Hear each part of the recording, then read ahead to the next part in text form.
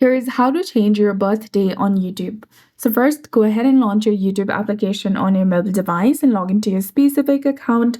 Tap on your profile picture icon from the bottom right corner of your screen to go to your YouTube page. Then after, tap on settings or the gear icon in the top right, and then tap on switch or manage account. Select manage your Google account option. This will take you to your Google account page. Now from this page, you need to go to personal info. Scroll down to the birthday section and access it.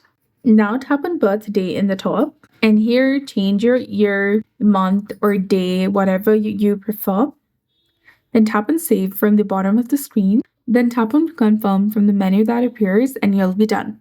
So that's it. I hope you found this video helpful. If you did, please like, share, and subscribe. Thanks for watching. We'll see you again in the next one.